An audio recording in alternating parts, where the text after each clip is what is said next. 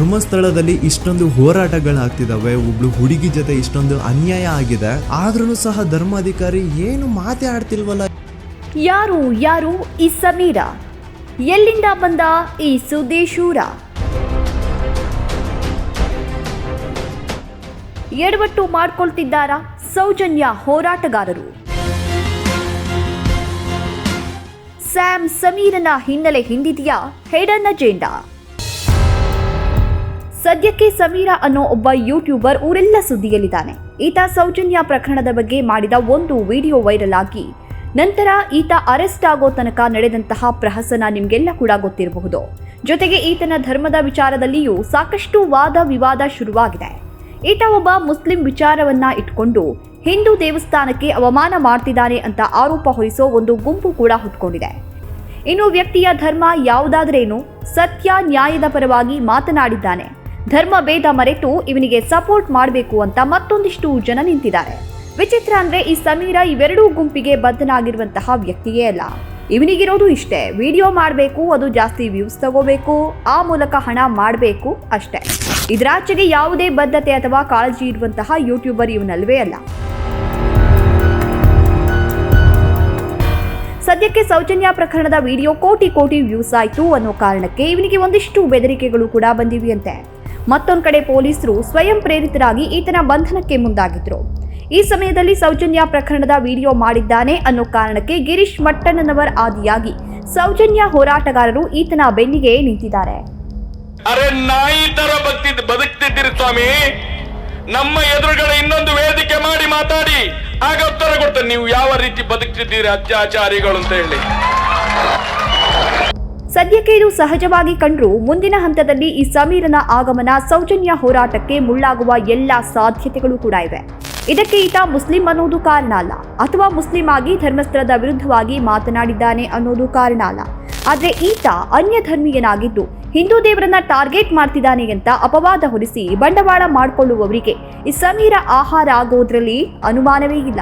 Government ಇಂಡಿಯಾದಲ್ಲಿರುವಂತಹ almost ಎಲ್ಲಾ Hindu temples ನ ತನ್ನ ಕಂಟ್ರೋಲ್ ಅಲ್ಲಿ ತಗೋತಾ ಇರ್ಬೇಕಾದ್ರೆ ಗೌರ್ಮೆಂಟ್ ಅಫಿಷಿಯಲ್ಸ್ ಧರ್ಮಸ್ಥಳ ಶ್ರೀ ಮಂಜುನಾಥ ದೇವಸ್ಥಾನಕ್ಕೂ ರೀಚ್ ಔಟ್ ಮಾಡ್ತಾರೆ. ಅಂಡ್ ಆಗ ಇಷ್ಟು ದಿನ ಟೆಂಪಲ್ ನ ಕಂಟ್ರೋಲ್ ಮಾಡ್ತಿದ್ದಂತಹ ಆ ಗೌಡ್ರು ಕುಟುಂಬ ಏನ್ ಹೇಳುತ್ತೆ ಗೊತ್ತಾ, ಜೈನ್ ಫ್ಯಾಮಿಲಿಗೆ ಬಿಲಾಂಗ್ ಮಾಡುವಂತಹ ಒಂದು ಪ್ರೈವೇಟ್ ಟೆಂಪಲ್ ಅಂತ ಹೇಳ್ತಾರೆ. ಇವನನ್ನ ಅಗತ್ಯಕ್ಕಿಂತ ಹೆಚ್ಚು ಜೊತೆಗಿಟ್ಟುಕೊಂಡ್ರೆ ಸೌಜನ್ಯ ಹೋರಾಟಗಾರರಿಗೂ ಹಿನ್ನಡೆ ಆಗುವಂತಹ ಸಾಧ್ಯತೆ ಇದೆ. ಕಾರಣ ಸಮೀರ್ ವಿಡಿಯೋಗಳ ಹಿನ್ನೆಲೆಯೂ ಆಗಿದೆ. ಈತ ಈ ಹಿಂದೆ ಸ್ಯಾಮ್ ಪಾಯಿಂಟ್ ಅನ್ನೋ ಹೆಸರಲ್ಲಿ ಸಿನಿಮಾಗಳ ತಪ್ಪು ಹುಡುಕ್ತಾ ಗೇಲಿ ಮಾಡ್ತಿದ್ದ. ಅದರಲ್ಲಿ ಸಾಕಷ್ಟು ಕನ್ನಡ ಚಿತ್ರರಂಗಗಳು ಕೂಡ ಇದ್ವು. ಅಲ್ಲಿ ಕನ್ನಡ ಚಿತ್ರ ನಿರ್ದೇಶಕರನ್ನ, ಕಲಾವಿದರನ್ನ ವ್ಯಂಗ್ಯ ಮಾಡಿ ಹಣ ಮಾಡ್ಕೊಳ್ತಿದ್ದ.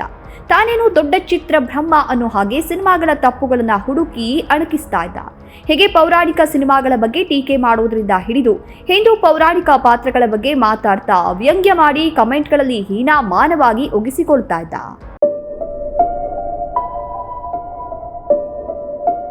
ಆಗ್ಲೇ ಎಷ್ಟೋ ಜನ ನಿನ್ಗ್ಯಾಕೋ ಹಿಂದೂ ಧರ್ಮದ ಉಸಾಬರಿ ಅಂತ ಶುರು ಮಾಡಿದ್ರು. ಹಾಗಾಗಿ ಸೌಜನ್ಯ ಪ್ರಕರಣದ ಮೂಲಕ ಈತನ ಧರ್ಮದ ಬಗ್ಗೆ ಪ್ರಶ್ನೆ ಎದ್ದಿದ್ದು ಈಗಲೇ ಮೊದಲೇನಲ್ಲ.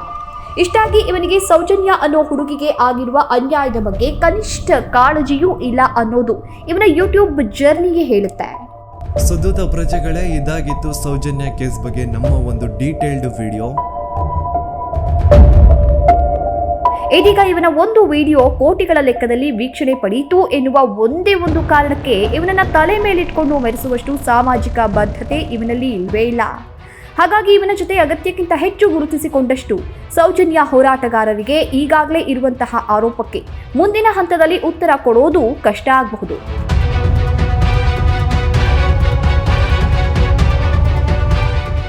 ಸಿನಿಮಾಗಳ ತಪ್ಪು ಹುಡುಕಿ ಕಲಾವಿದರು, ತಂತ್ರಜ್ಞರನ್ನ ಗೇಲಿ ಮಾಡ್ತಿದ್ದ ಈ ಸಮೀರ ಆ ನಂತರ ಸಮೀರ್ MD ಅನ್ನೋ ಯೂಟ್ಯೂಬ್ ಚಾನೆಲ್ ಮೂಲಕ ಶುರು ಮಾಡಿದ್ದು ಮತ್ತದೇ ಹಿಂದೂ ಧರ್ಮದ ನಂಬಿಕೆಗಳಾದಂತಹ ದೆವ್ವ, ಭೂತ, ನರಕ, ಆತ್ಮ, ಮಂತ್ರ, ತಂತ್ರ, ಅವಧೂತರ ಬಗ್ಗೆ. ಇವೆಲ್ಲವೂ ಈತನಿಗೆ ಕೇವಲ ವ್ಯವಹಾರ ಮಾತ್ರ. ಇಲ್ಲಿ ಈತನಿಗೆ ಯಾವುದೇ ಅಧ್ಯಯನ, ವಿಶ್ಲೇಷಣೆ, ಜ್ಞಾನ, ಬದ್ಧತೆ ಯಾವುದು ಕೂಡ ಇಲ್ಲ. ಯಾವುದೇ ಸಾಮಾಜಿಕ ಅಥವಾ ಧಾರ್ಮಿಕ ಜವಾಬ್ದಾರಿ ಇರುವಂತಹ ವ್ಯಕ್ತಿ ಈತ ಅಲ್ವೇ ಅಲ್ಲ. ತಾನು ಮಾಡುವ ವಿಡಿಯೋಗಳ ಮಧ್ಯದಲ್ಲಿ ಯಾವುದೇ ಜವಾಬ್ದಾರಿ ಇಲ್ಲದೆ ಆನ್ಲೈನ್ ಗೇಮ್ಗಳನ್ನ ಪ್ರಮೋಟ್ ಮಾಡಿ ಅದರಿಂದಾನೂ ಹಣ ಸಂಪಾದನೆ ಮಾಡ್ತಾನೆ. ಈಗಾಗಲೇ ಲೆಕ್ಕವಿಲ್ಲದಷ್ಟು ಜನ ಮನೆ ಮಾರು ಆಸ್ತಿ ಕೊನೆಗೆ ಜೀವನವನ್ನೂ ಕಳ್ಕೊಂಡಿರೋ ಆನ್ಲೈನ್ ಗೇಮ್ಗಳನ್ನ ಈತ ತನ್ನ ವಿಡಿಯೋಗಳಲ್ಲಿ ಹಾಕಿ ಜನರ ದಾರಿ ತಪ್ಪಿಸ್ತಾ ಬಂದೋನು. ಕೆಲವೊಮ್ಮೆ ಅಂತಹ ಮನೆ ಹಾಳು ಜಾಹೀರಾತು ಹಾಕುವುದಕ್ಕಾಗಿಯೇ ಯಾವುದೋ ಕಾಟಾಚಾರದ ವಿಡಿಯೋ ಮಾಡಿ ಹಾಕಿರೋದಂತೂ ಸುಳ್ಳಲ್ಲ. ಹೀಗೆ ವಿಡಿಯೋ ಹಾಗೂ ವ್ಯೂಸ್ ಬಿಟ್ರೆ ಬೇರೇನೂ ಜವಾಬ್ದಾರಿಗಳಿಲ್ಲದ ಈ ಸಮೀರಾ ಈ ಪ್ರಕರಣಕ್ಕೆ ಸಂಬಂಧಪಟ್ಟಂತೆ ಸಹಾಯ ಮಾಡಿ ಕೈ ತೊಳೆದುಕೊಂಡ್ರೆ ಸೌಜನ್ಯ ಹೋರಾಟಗಾರರು ಅನಗತ್ಯ ಗೊಂದಲಗಳಿಂದ ಬಚಾವಾಗಬಹುದು. ಹೆಗಲ ಮೇಲೆ ಹೊತ್ತು ನಡೆಯುವಷ್ಟು ಬದ್ಧತೆ ಕಾಳಜಿ ಇರುವ ವ್ಯಕ್ತಿಯಂತೂ ಈತನಲ್ಲ. ಹಾಗಂತ ಈತ ಹಿಂದೂ ಧರ್ಮದ ವಿರೋಧಿಯೂ ಅಂತಲ್ಲ. ಇವನೊಬ್ಬ ವ್ಯೂಸ್ಗೋಸ್ಕರ ವಿಡಿಯೋ ಮಾಡುವ ಒಬ್ಬ ಯೂಟ್ಯೂಬರ್ ಅಷ್ಟೇ. ವ್ಯೂಸ್ ಆಗಿದೆ ಅನ್ನೋ ಕಾರಣಕ್ಕೆ ಈತ ಸೌಜನ್ಯ ಹೋರಾಟದ ಶಕ್ತಿ ಆಗ್ತಾನೆ ಅಂತ ಅಂದ್ಕೊಂಡ್ರೆ ಅದು ಭ್ರಮೆಯಾಗುತ್ತೆ. ಈಗ ಬಂದಿರುವಂತಹ ಪ್ರಚಾರದಿಂದ ಈತ ಧರ್ಮಸ್ಥಳದ ಬಗ್ಗೆ ಇನ್ನಷ್ಟು ವಿಡಿಯೋಗಳನ್ನ ಮಾಡಬಹುದು. ಅದು ಕೂಡ ವ್ಯೂಸ್ಗಾಗಿಯೇ ಹೊರತು ಸಿದ್ಧಾಂತದ ಕಾರಣಕ್ಕಲ್ಲ. ಇನ್ನು ಇವನು ನನ್ನ ಮೇಲೆ ಹಣದ ಆಮಿಷಕ್ಕಾಗಿ ಮಾಡಿದ್ದೇನೆ ಅಂತ ಆರೋಪ ಹೊರಿಸಿದ್ದಾರೆ. 35 ಲಕ್ಷ ತಗೊಂಡು ಈ ವಿಡಿಯೋ ಮಾಡಿದ್ದಾನೆ ಅಂತ ಆರೋಪ ಮಾಡ್ತಿದ್ದಾರೆ. ನನ್ನ ಬಳಿ ಎಡಿಟರ್ಗೆ ಕೊಡೋದಕ್ಕೂ ದುಡ್ಡಿಲ್ಲ ಅಂತ ಅಲವತ್ತುಕೊಂಡಿದ್ದಾನೆ. ಲಂಚ ಇಸ್ಕೊಂಡು ಈ ಸೌಜನ್ಯ ಕೇಸ್ ಬಗ್ಗೆ ವಿಡಿಯೋ ಮಾಡಿದ್ದಂತೆ. ನಾಚಿಕೆ ಆಗ್ಬೇಕ್ಲಿ ನಿಮಗೆಲ್ಲ. ಏನಂತ ಯೋಚನೆ ಮಾಡ್ತಿರೋ? ನಾನು ಎಡಿಟರ್ಗೆ ಪೇ ಮಾಡೋದಕ್ಕೆ ನನ್ನ ಹತ್ರ ದುಡ್ಡಿಲ್ಲ. ನಾನು 35 ಲಕ್ಷ. ನಾಚಿಕೆ ಆಗ್ಬೇಕು ನಿಮಗೆ. ಇವನು ಹಣ ತಗೊಂಡು ವಿಡಿಯೋ ಮಾಡಿದ್ದಾನೋ ಬಿಟ್ಟಿದ್ದಾನೋ ಅನ್ನೋದು ಬೇರೆ ವಿಚಾರ. ಆದರೆ ಎಡಿಟರ್ಗೆ ಕೊಡೋದಕ್ಕೂ ಹಣ ಇಲ್ಲ ಅನ್ನೋ ಮಾತು ಎಷ್ಟು ನಿಜ ಅನ್ನೋ ಪ್ರಶ್ನೆ ಹುಟ್ಟದೇ ಇರೋದಿಲ್ಲ.